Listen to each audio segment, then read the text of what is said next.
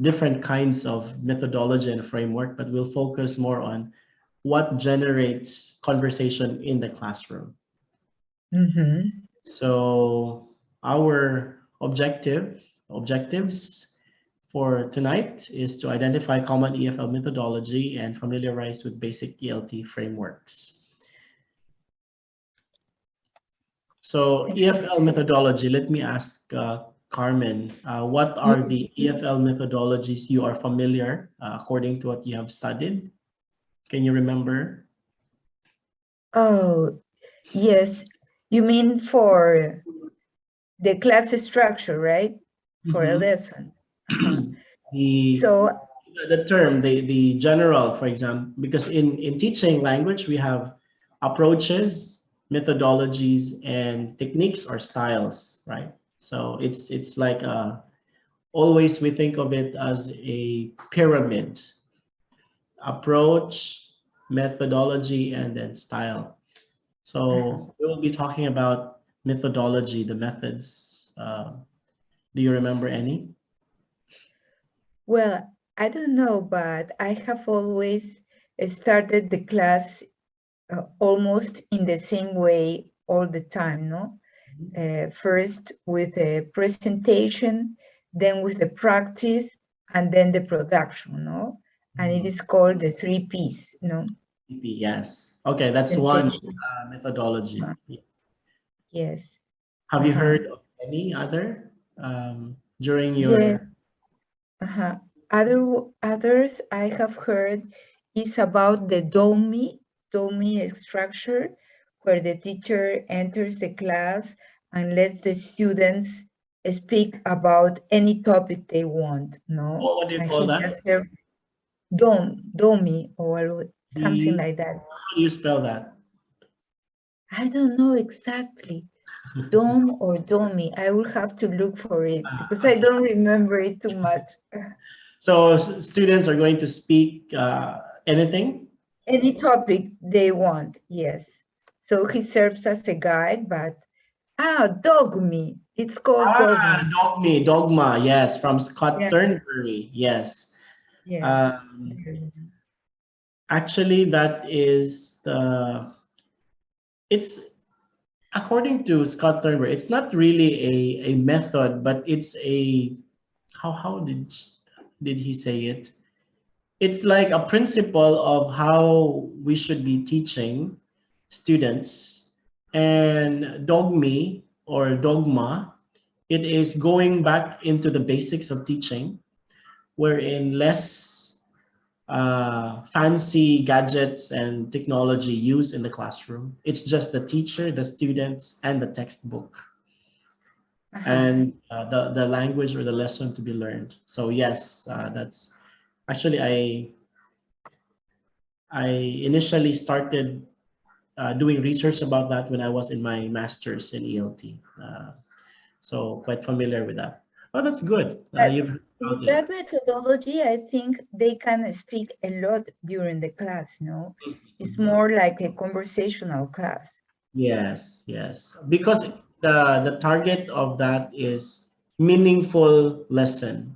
So for example, you talk about family, you don't use books and pictures in the books of someone else's family, but maybe as a teacher, bring your own photo of a family. Students will bring in their own pictures and then they talk about it. Yeah, you don't need course books. Yeah, I remember.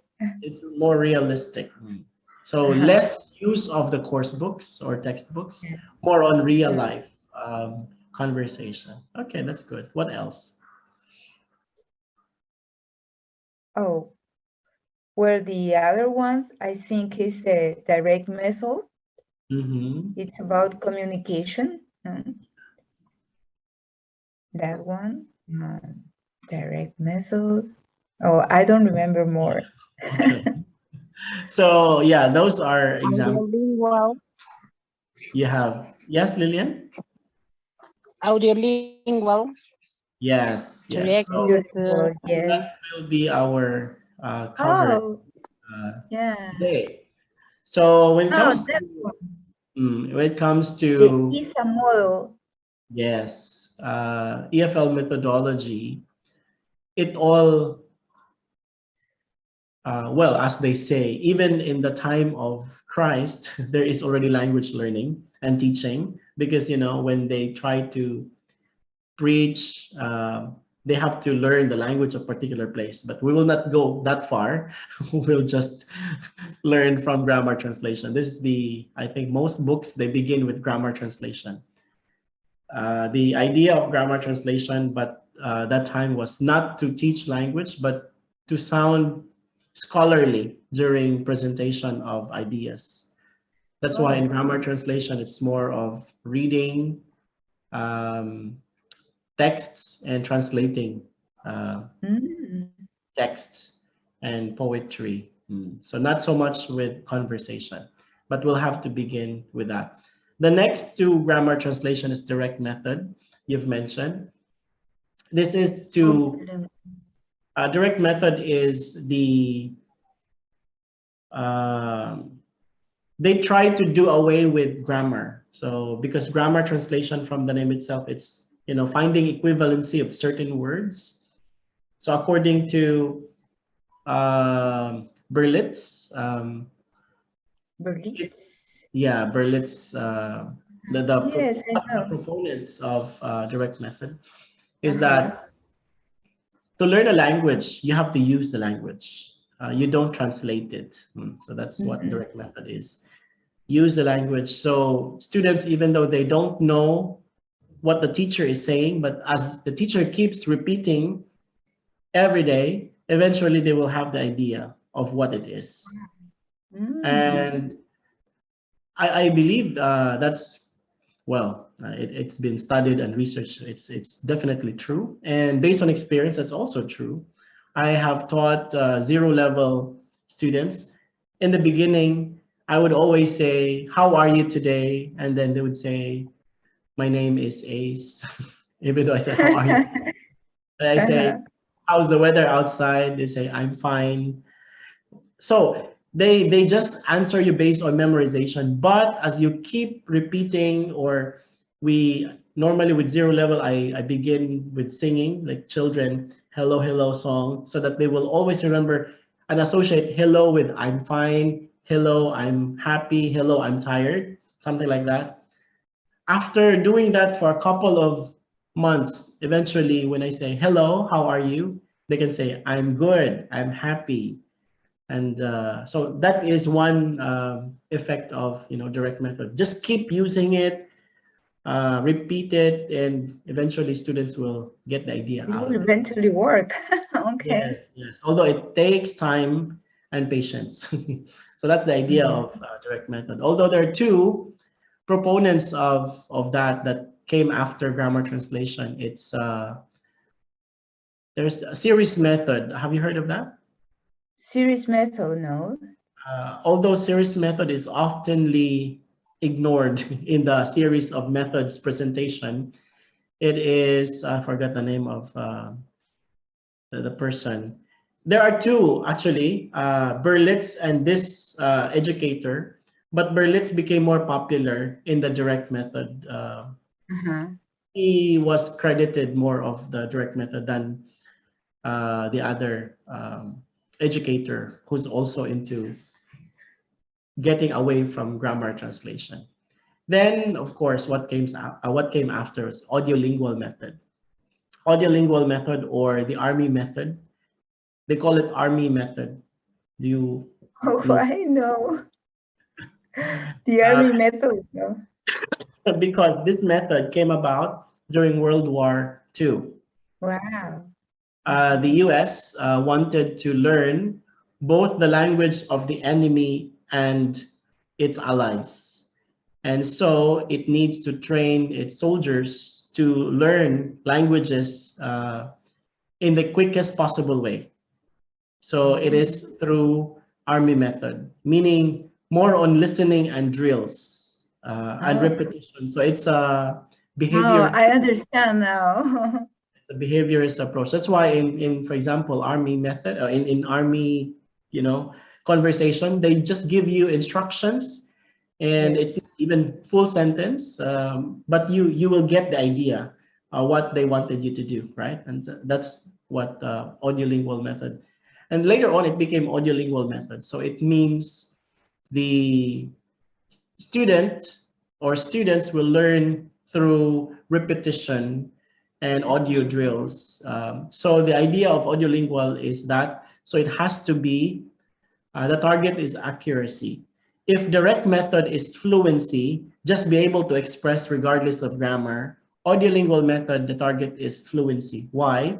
You're just listening. So you must listen the correct and exact sound and structure, because that's what you're going to copy and do eventually later. So that's audiolingual. So now when we teach, it's a mixture of audiolingual, direct method, among others. We cannot simply say I'm doing audiolingual only. But Yeah. these two methods about the grammar translation and the audiolingual method, they are no longer used, no?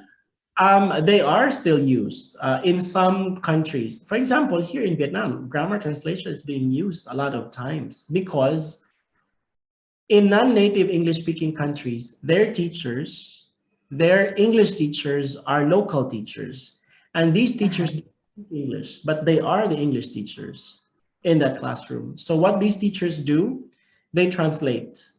So example, I've attended one seminar, one conference, and the teacher, the trainer was he's American, but he's working in Japan, and he told me, he told the attendees of that conference, you know what's amazing? When I was in Japan, I passed by one classroom, an English classroom, and I couldn't hear any English word except yes and no. Oh my God. The teacher was just explaining to them in Japanese, and there were times that he or she would elicit an answer that is yes or no only. But they are learning English in that case. Yes. The same way in Korea, I've seen some Korean books in English. They have the English words and phrases and sentences, but below that there is the Korean translation. Translation. Yes, Okay. students are reading both English and the translated one. And in Vietnam here, teachers, especially those far from cities, they are teaching English, but they use their own language, their native language, to explain grammar, to explain vocabulary. So which means grammar translation is not really that bad, because the advantage of that, students here in Asia are good when it comes to grammar. The concept, they can grasp it easily and have full understanding of concept and grammar. The problem is production. They cannot use it because there's no opportunity to use it in the classroom. But they can write. Yes, they can write. That's why my Korean student told me, Ace, Koreans can get good score in whatever English test because we can read and we can guess and we can write, but we cannot speak. And some students would tell me, I can even hear if someone makes a mistake in pronunciation, but I cannot just say it. That's amazing. So, well, it's because of constant practice, and that's how they learn language. I don't know in Peru if that's the case. In the Philippines, it's different because English is our second language, our official language, not just second, but our official language, meaning all our books, even math, science, except our national language subject, they are written in English. Our laws, medical documents, government documents, they are in English. Our signages, they're in English. So that, I think that is one different case in the Philippines among other Asian countries. Because other Asian countries, you'll see their signages in their own language. How about in Peru? Are teachers teaching using Peruvian language or a mix? No, here in Peru, for example, when you teach English, you basically use the approach, this one, the three: present, practice, and production. and then the ISA method, which is engage, study, and activate. And you basically use all the skills, no? But the way the teacher handles the class, is it using the English language? Because you can actually use PPP, but still use your native language. No, everything is in English. Okay, so that's good. Yeah. Yes, probably, no, when the situation is too difficult, then you can use to explain a little with our native language, no? But most institution requires that you don't use native language, only English. Yes. Luis raised his hand. Yes, Luis.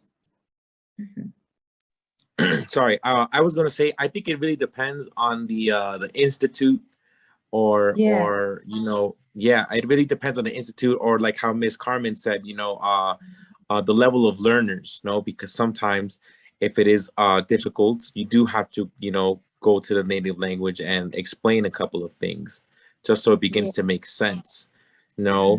But I've heard from a couple of my students that sometimes it's hard learning in Spanish speaking countries, because in some cases, not all, but in some cases, there have been teachers when trying to teach someone English, they don't speak a lot of English, you know, and it's hard for them to practice or engage in a normal conversation, you know. And you know, I don't want to speak bad of anybody, but it's like, I think it really just depends on the scenario. It really depends on who or where it's being taught, no. But I think this approach, no, it's one of the, it's the most recommended for a reason, no, because if we're not trying to activate the target language, you know, then really, you know, what else are we trying to get from it, you know? Well, yes. Well, it depends also of the school, the country, and that place, whether they're forced to use it or not. But there are those that they just don't, you know, it's an English class, but they don't care how the teacher is going to be teaching the class. They're not so strict about it. Right. Because I have friends also who are teaching in Thailand, and they're using English books, but they are not even in English. They are in Thai language. So my Filipino friends who are teaching, they would tell me, so Ace, how can you teach an English that is not even in English, not even in English? You can just see the picture. You can see some phrases, for example, walk, run. So meaning they will just guess this is action words or verbs that we're teaching now. So that's quite crazy, right? But well, it's a different cases, different countries, different schools, different institutions have different. Different institutions. Yes, and also it depends on the student's level, no? Yes. Because yes. Probably when they are young or they are low levels, you can use your native language for some practice, no? But when they are already A1,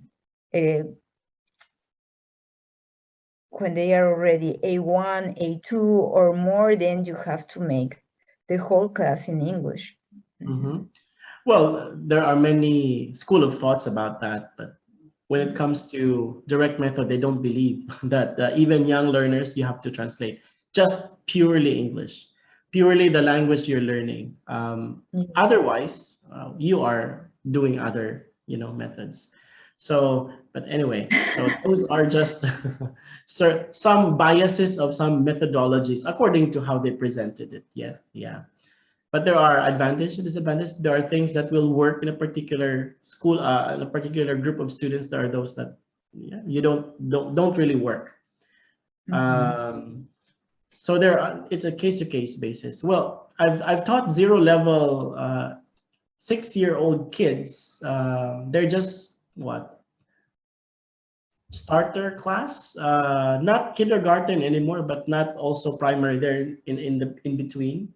So I always speak to them in English because I cannot speak Vietnamese, and I have a teacher assistant who's Vietnamese, but I told her not to translate.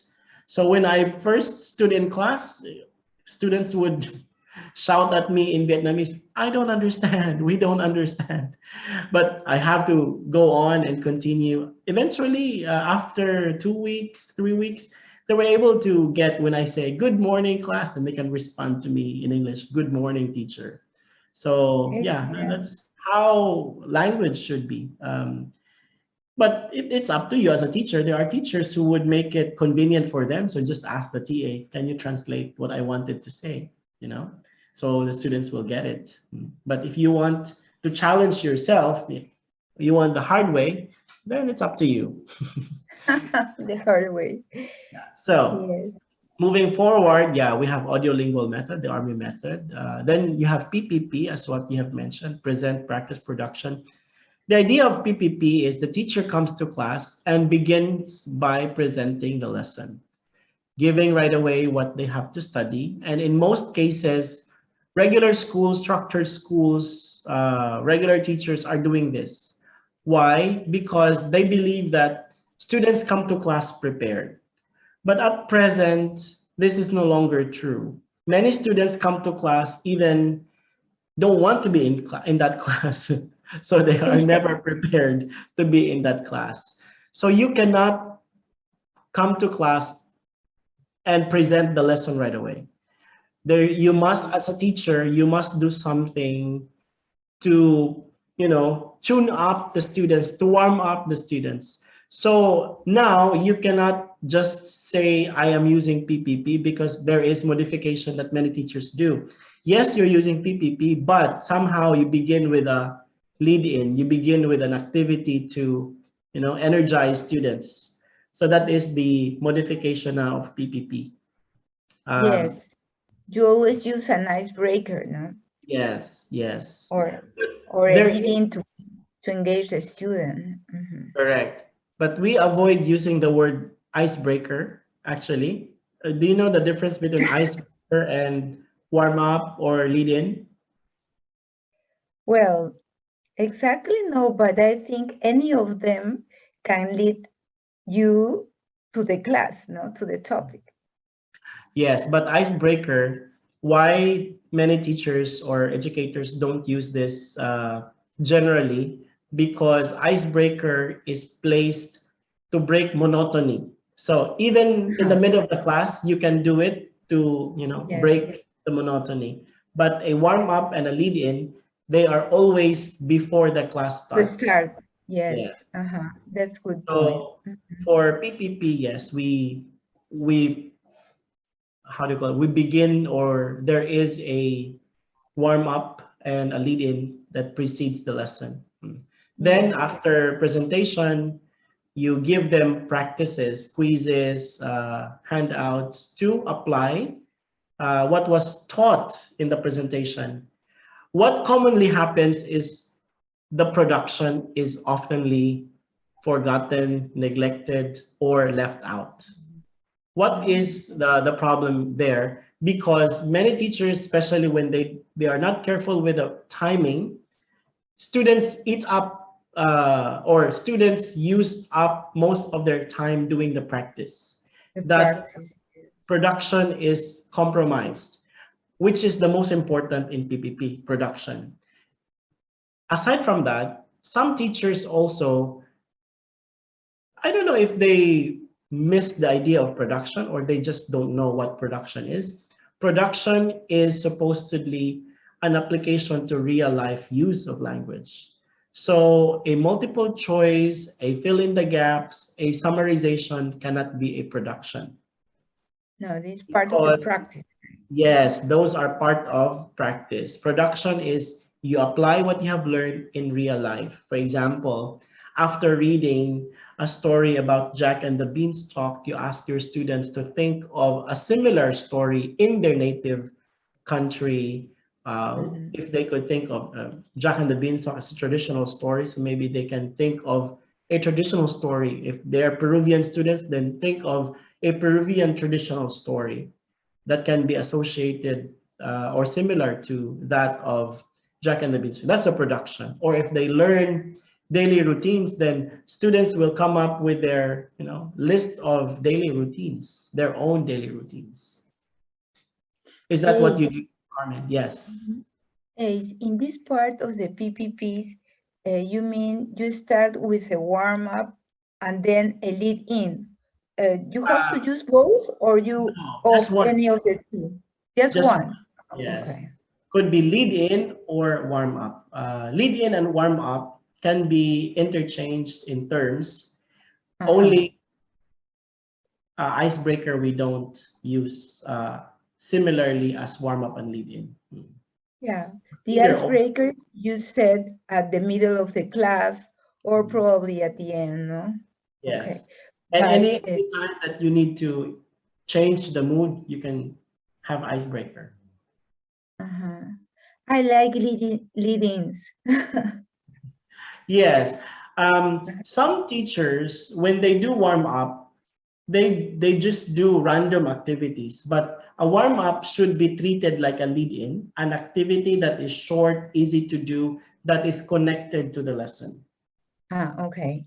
That's why it's called lead-in, because it should bring the students to the lesson. So that's the whole idea. So when I check some lesson plans and I ask them, why do you have this kind of first activity? And then they just say it's a warm-up activity, but it has no relation or not connected to the topic. Then they realize, oh yeah, it's not connected. So they just think of, activities, but it should not be like that. It should be an activity that is related to the lesson that you will be teaching. The topic. Okay. So that's PPP. The idea there is students come to class prepared, but at present we modify it. We add lead in, we add warm up before the start of PPP. Now another method that we have is TTT. Have you heard of this? Yes. Yeah. But never use it. Oh, sorry. I made a mistake. It should not be test. It should not be. Wait. How can I? Test. It should be test, teach, test, and then teach. Oh yeah. Yes, now it has more. Now I understand. So this method is used similar to PPP. The teacher comes to class and begin with a test. It's like diagnostic. It's like pre-test. Then after that test, whatever the result, the outcome of the test will be included in the teaching part. So it is revision or reinforcement, whatever that is, it will be in the teaching. Then after teaching, you give the test again, similar test, to check students' understanding if there is, the score will be better than before. So this way, you only use this, and many teachers like to use this because it's easy, it's simple. Yes. Give the test, teach, then test again. But this tends to become boring if you keep repeating it. So when do you use TTT? Normally, if it's the start of a new unit, you wanted to diagnose prior knowledge of students, or before the course or before the unit ends to check students' understanding of the whole unit. So it's like a unit test. You test them of their understanding of the whole unit, then you teach, reinforce what was lacking, and test again before you move to the test. Yes. I like that. But yes, this is a good one, but can be used only beginning and ending of unit or beginning and ending of the course. Some, especially because you wanted to teach academic English, this is common practice in teaching academic English. For example, you're teaching, I don't know, a B1 class. So you want to give them a B1 test first to check if they really are, or where they are in the B1 level. Are they too far from B1? Do you need to exert more effort in teaching? So So yeah, you can use this method in that sense. And then after that, then you would have better understanding of their level. Then you can teach the whole term or the whole period, the whole session, the whole semester or course. Then you test them again towards the end of the course. Okay. Do you have question about TTT? Now, for example, I never thought it was test, but before the students give the final exam, I used to test, teach, and then test, so That's that good. when they go to their final exam, they are already prepared for that. So you can do remedial or reinforcement lessons before doing the test, so that we make sure that students will pass and get good score. Nobody wants to take the test and fail, and as a teacher, we don't want that to happen to our students. So yes, we do that, and that's a good practice. Actually, it's not cheating. It's just trying to review. Yes. Some teacher would say, "Oh, I think you are rehearsing. You are practicing your students." I said, "No, it's a test. So you must give your students the kind of help that they need, before taking the actual test, because otherwise, it may be traumatic and not so helpful to your students if you don't do this. And we are allowed to do this. It's not something bad." Another method is from Jeremy Harmer, ESA, or Engage, Study, and Activate. ESA, no? Yes. ESA. ESA of Jeremy Harmer, we call it straight arrow. If you follow ESA in that order, we call it straight arrow ESA. Jeremy Harmer got this idea from PPP. So it is a kind of PPP, but according to Jeremy Harmer, the problem with PPP is it lacks warm-up or lead-in. That's why in ESA, he said any lesson must begin with engage activity, or it's a kind of lead-in or warm-up or warmer activity. Engage. Make students engage, or let students engage in the lesson first before you teach. So short, easy to do, fun activity, 5 minutes only. That's engage. Then after that, you study. So study is where presentation and practice take place. Present the lesson and then give them activity to practice. And then activate is same as production. Production, yes. Yes. So yeah, basically that's how they are similar.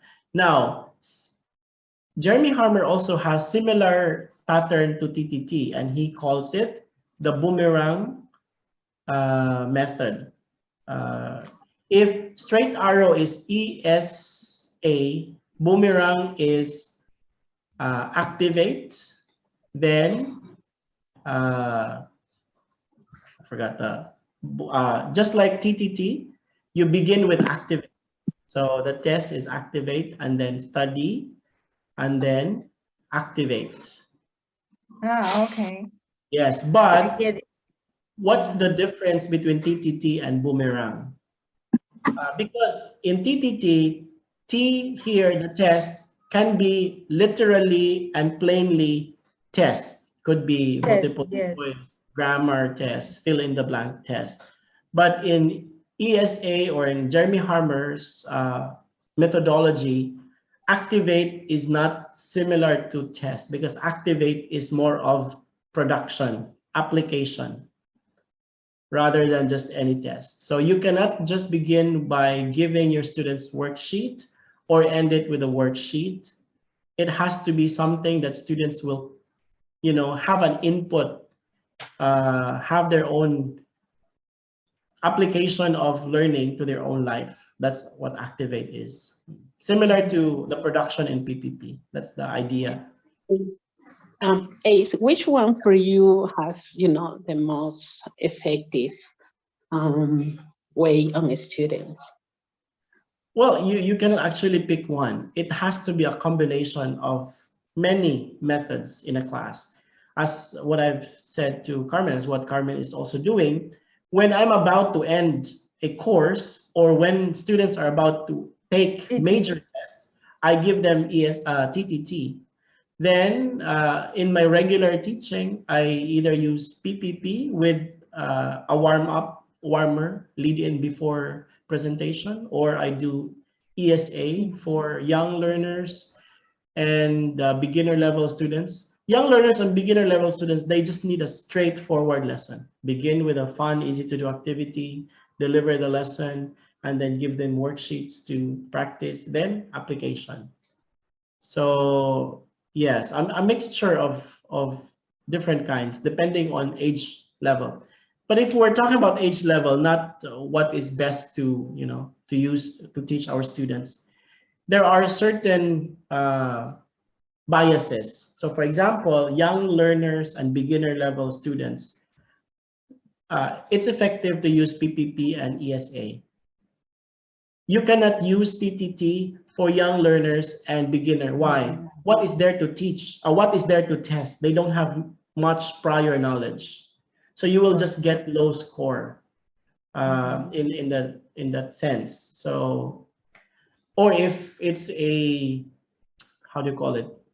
They are 6 years old and it's their first time to attend English class. You cannot do TTT there, even though you wanted to diagnose, because definitely there's nothing to diagnose yet. So we just begin with PPP or ESA. Yeah. Lillian? Yes, But how do you do? Because I have some students, well, they are adults, and the problem is, you know, basically you have in mind what it means, a noun or a subject, or what is a verb, right? There is something that you learn from school. But I think they didn't have this background understanding in their own language, right? What is a verb, what is a noun, what is a subject, and things like that. So what they're in basic. So what I'm trying to, when I teach them this structure in, for example, if I have to teach them like past, right? They don't know. And I said, okay, please tell me what are the verbs in past, right? With ed and everything. So they cannot identify the verb because they don't know what is a verb. So I made like 5 minutes explaining to them what is a verb. No, in Spanish, of course, because they're basic. But how do we do these things easily for them to understand? Because even though I said no, a verb is the word that expresses an action, right? Okay. Like, for example, jump, dance, things like that. But when I write a simple sentence, right? Like, for example, Maria is jumping. No, what is the verb? There, even though it's a difficulty to identify the verb. So how do we address this kind of problem? First, actually, we don't use technical words like verbs, nouns, when adults and general English and beginner level students. Why? Definitely they will not remember that. And they don't know that verbs and nouns and adjectives are. We use simple terms and layman's terms like action. So Maria visited her grandmother yesterday. So we say, which word is action word? Maria visited her grandmother yesterday. Which one has action? So they can action, even if you say it in Spanish, action in Spanish, they can already say, they can already see from the sentence, because, you know, Maria and her, they're not action. So number one, use regular ordinary words or vocabs, action, names, describing words, etc. Number two, there must be a context in teaching, even grammar, even vocabulary. Context meaning scenario, situation. So you don't just begin a class by saying, we'll study past simple today. No, there must be a scenario. For example, let's talk about activities that happened yesterday. So activities, action words that happened yesterday. That's how we begin our class. Then after that, model, especially vocab and grammar, there must be model. It must be inductive method, discovery method. So the way if low level and cannot read words yet, picture. You can have two pictures, now and yesterday. With a word, maybe you can translate it now and yesterday. From these two pictures, they should get the idea that our focus of discussion, yesterday and not now. So yesterday, you say, maybe the picture showed Maria, what other simple word? Walked to school. And now Maria is riding a bus going to school, maybe like that. Walked to school, riding a bus. So from there, maybe 2-3 examples with pictures. They have the idea that it is past simple. And from there, highlight, NPF, meaning, pronunciation, and form, or the structure. Walked, walk plus ed, visited, visit plus ed. So it's a process, step-by-step process from context, then modeling, presentation of sample, then doing inductive and discovery method. They will generate the rules, the idea, the structure. And that can happen just one time and one lesson. Maybe after introducing it today, you'll do it again the next day. So yeah, that's how we teach beginner level students. Okay, thank you.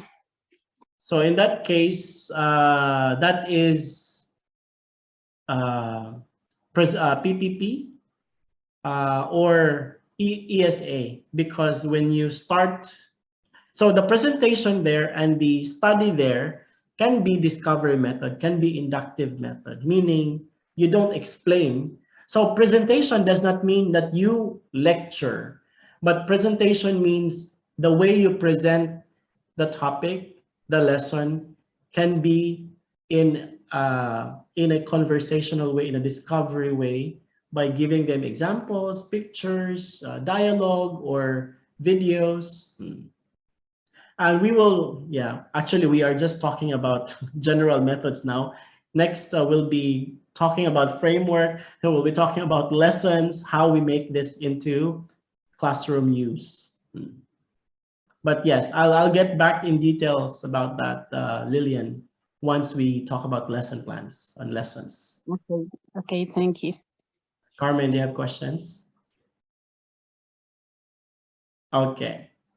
So ESA, now the most recent is CLT, Communicative Language Teaching.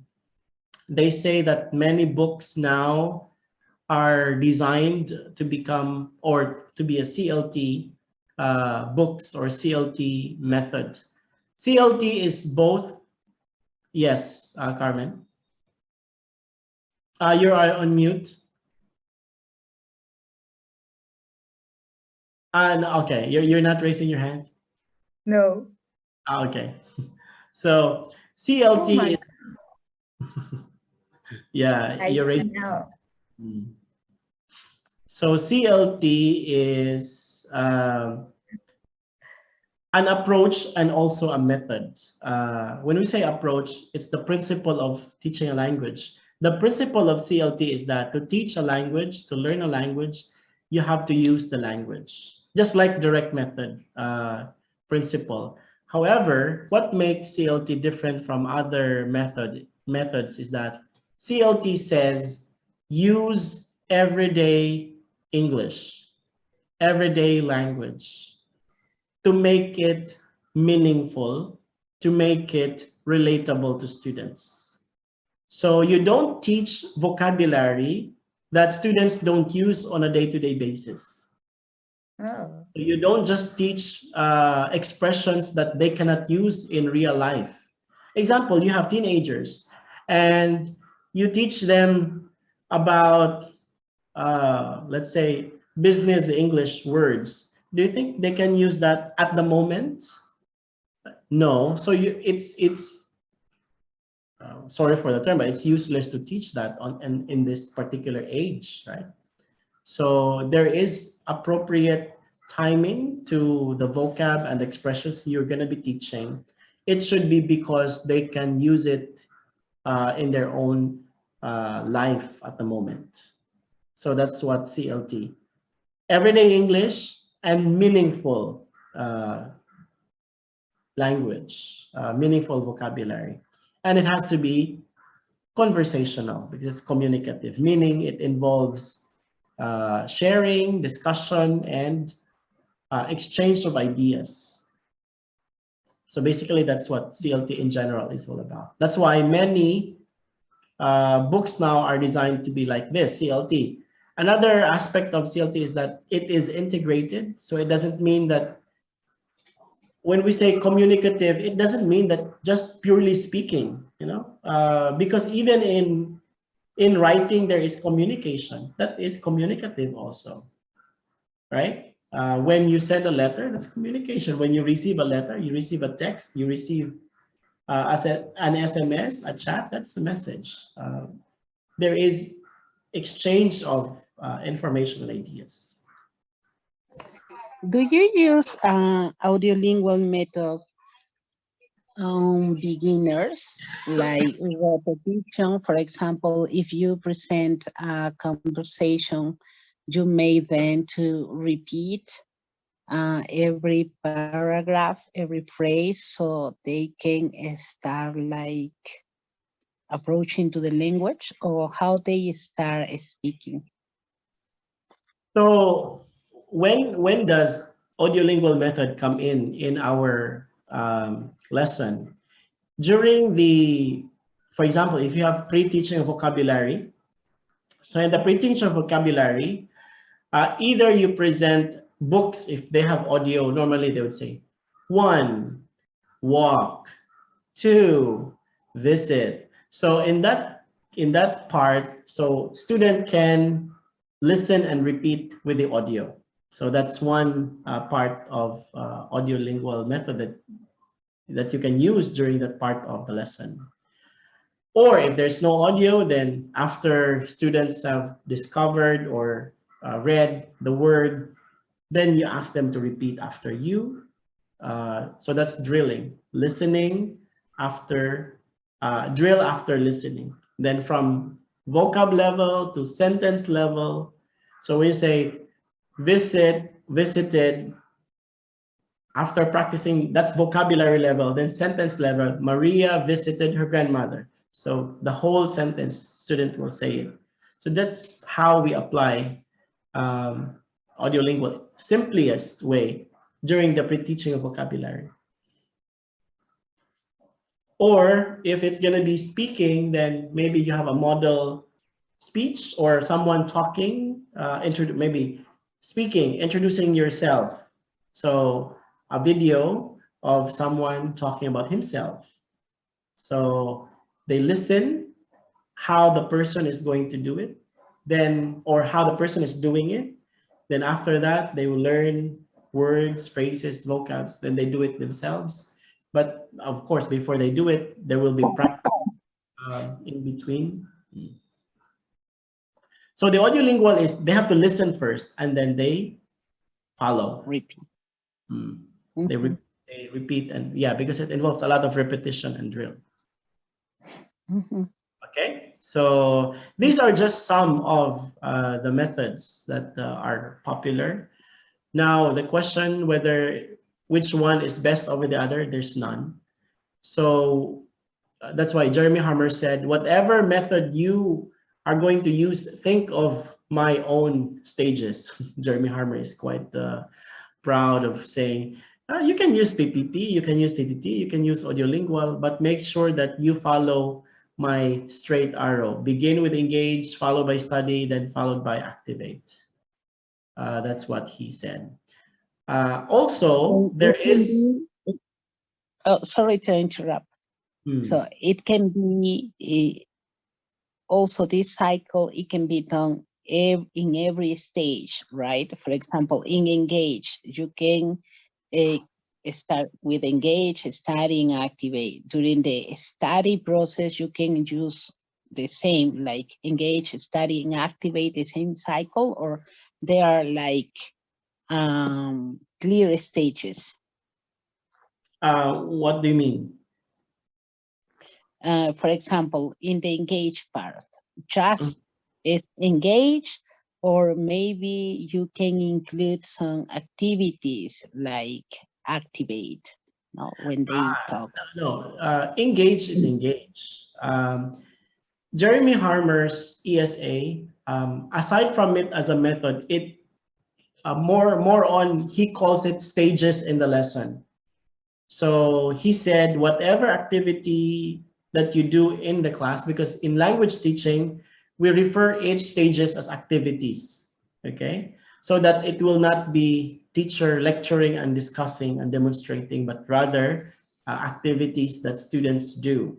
So according to him, whatever activities you do, think of the principle of engage, study, activate. Meaning engage is a short, easy to do, fun activity that will lead to the lesson.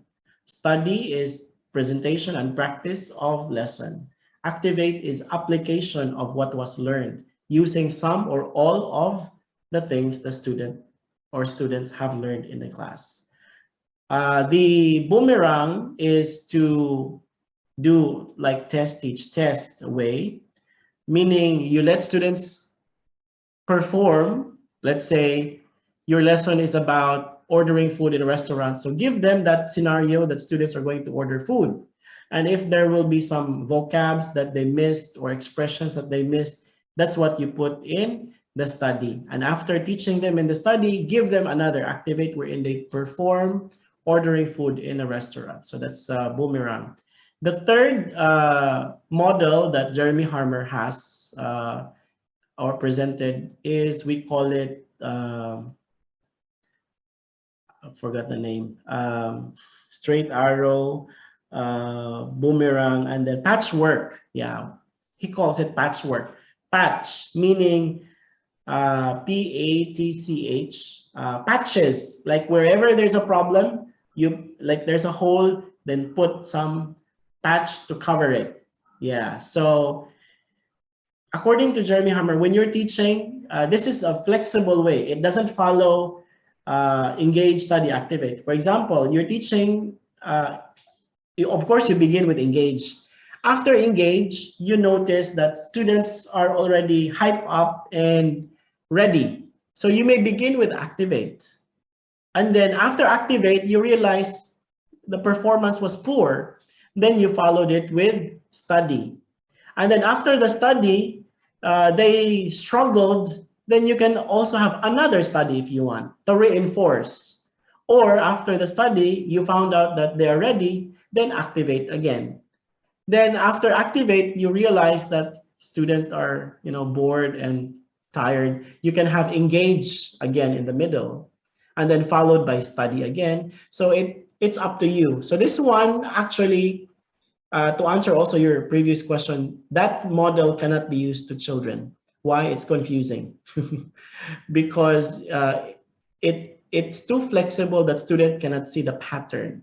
Young learners, beginner learners need to see the pattern, the sequence. But in that case, you are just teaching the way, according to the circumstance, the situation arises. Yeah. So adult and teens are good with this one because they like challenges in their lesson.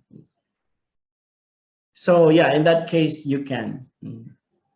But it's more of stages, lesson stages. Okay? Questions? Okay. Yes, Carmen. You're on mute, Carmen. In the CLT or communicative language teaching, how do you go there? You also go engage, study, activate? Yes. Or you just... That is the trick in CLT. CLT doesn't have a structure that will tell you you do this like that, just similar to PPP, TTT, or ESA. The only condition of CLT is use the language in teaching the language, use everyday useful language, not difficult, highfalutin words that they cannot use, and then make it meaningful, meaning use their own experience, use their own experiences in learning the language. Only that. So which means you can mix CLT and ESA, CLT and TTT, CLT and PPP. So you only have to focus. You only have to focus on using something that is relevant for the students. Yes. That they will use and they know. So meaning if you are teaching your maybe Peruvian student and then students, and then you're doing warm up, warmer, lead in, and then in your warm up or lead in, you ask them to, let's say, form a picture puzzle, but the picture puzzle is too foreign to them. They don't know what that picture is. They have no idea. Then that cannot be meaningful to them, right? Because there is no connection or relation to them. So that is not what CLT is trying to say. So you have to maybe use and look for pictures that students can relate to, even though it's just as simple as picture puzzle. Or if you're going to be talking about landmarks, don't talk about landmarks that students don't know, but rather landmarks that are in their place, that they have seen and experienced probably. Or when you're talking about maps and directions, so don't use the map in the book that we don't know where it's from or where it is in the world, but rather use the map that you have in your maybe city, your own small town. Students will create a map, or you create a map. So that is CLT. Or Google creates the map, yes. Again? Oh, again? No, Google creates the map. Oh, yes, yes. Yes. So these are the common methods. So there is actually another one, the last one, we call it Eclectic Method. Eclectic, ACLETIC, eclectic. So what is eclectic? According to, again, Jeremy Harmer, it's dangerous that teachers just mix and match because there is no, eclectic means mixing and matching different methods. Simple as that. You can do PPP, you can do ESA, CLT, whatever you want, or audiolingual method in your lesson. In one particular class, you can have 2 or 3 methods altogether. But according to Jeremy Harmer, that's dangerous. We call it eclectic method. When you mix and match, that's eclectic. So according to him, it must be principled eclecticism. So eclectic is mixing and matching, but Jeremy Harmer contradicted it and said, it cannot be plainly mixing and matching. There must be principle in mixing and matching different methods. Because, for example, if you mix and match, maybe you're doing the wrong mixing and matching. Instead of doing good to the class, it may do more harm to students. Example, as I've mentioned earlier, when you have beginner students and they are 6 years old, you cannot do TTT to them. Definitely they will fail because they don't have prior knowledge. And the idea of TTT is you check students' prior knowledge, right? So in that sense, you cannot just do eclectic mixing and matching. It has to be principled eclecticism. There must be principle in mixing and matching. And again, Jeremy Hammer said, follow ESA. It goes back to him all the time. He goes against certain methods and he points to himself, follow my method, because his method is generic in nature, which is, for teachers, makes sense. Just begin with engage, begin with warm up. Whatever your lesson is, begin. Are you doing reading? Are you doing listening? Are you doing writing, vocab, grammar? Begin with fun, easy to do activity. Then in the study, that's where you present your grammar, you present your vocab, your reading, your listening, your writing. Then after that, followed by activate, apply. Are you teaching speaking? Then let them speak in the activate. Are you doing writing? Then let them write in the activate. Are they doing grammar? Then let them apply grammar in the activate. So that's what he said. Perfect. So many things to remember about CLT, about methods. So many things about method that we are not aware, but we are actually doing in our classes. We just don't know the names. But now we are told that be careful in mixing and matching. There must be idea. There must be a guide, a principle behind it. Questions? Yeah. Okay, I think we ran out of time. Yes. Time flies so fast, right? We're just halfway of our target today. But anyway, I hope it was a meaningful discussion and sharing. No, it's great because we always forget about the methodology, all the Which methods. is very important. It's I agree with what important. Mhm. Teachers, we study and learn methodologies, but when we are in the field, we don't we don't remember them anymore, which is not actually good. Why? Because methods, they are our guides. It's just like you study how to drive. It cannot be that when you are on the road, you forget the rules. You bring with you the rules. Otherwise, you violate traffic rules. That's why many teachers, even though they studied education, they have attended training, but in practice, they keep violating, in practice, certain rules because they don't put it, by heart. You have to remember this and be guided by this, because what's the use of teaching them if you don't put it into practice? So I hope you put it, you learn it by heart. So whenever I do training and I tell or ask my students, did you dream of PPP and TTT at night? No, teacher. So it means you're not serious about it. Only then when you dream of them and you, of course, I hope not nightmares, but when you remember, even in your dreams, methodology, that means it has gotten into your system. It cannot be forgotten anymore.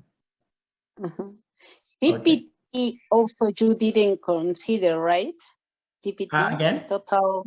Total physical response, TPR, right? TPR, yeah, I did not mention TPR here, but yes, TPR is simply, it means when you teach, use body language, use actions, movements, facial expressions to aid, to facilitate learning. Example, I was teaching a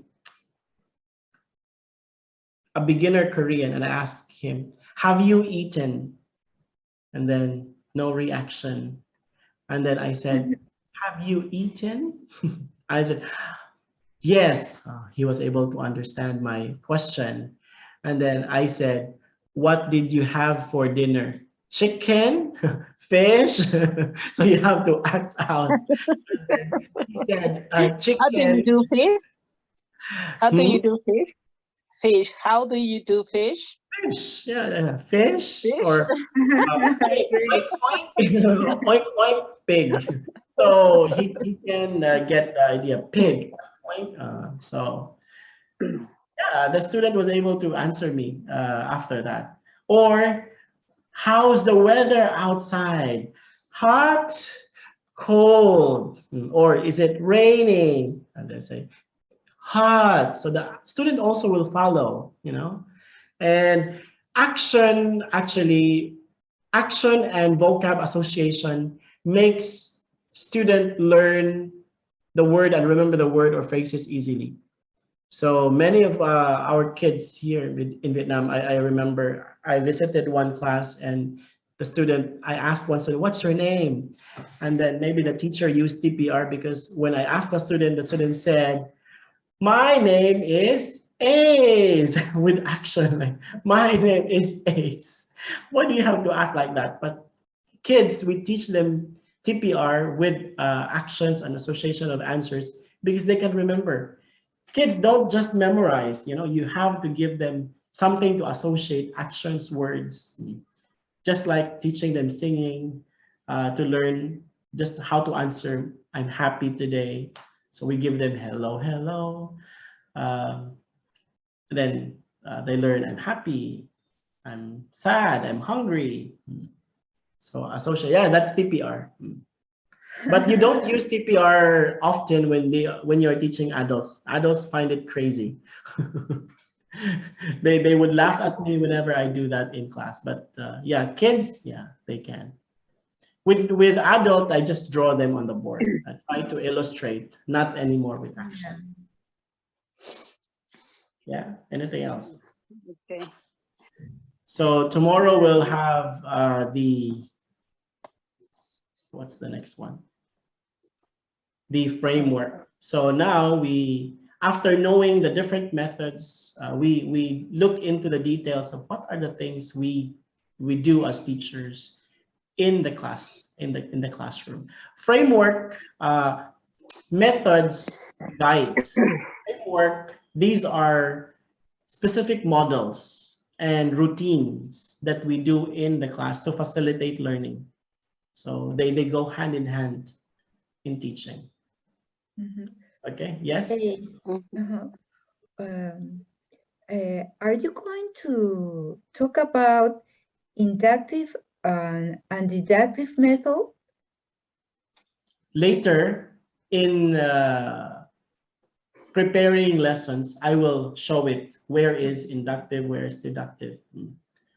But which of the two do you use more? In terms of, let's say, teaching grammar or vocabulary, books would tell us, teacher trainer books would tell us that inductive is a good way to approach it. Inductive meaning, from examples, they generate the rules, right?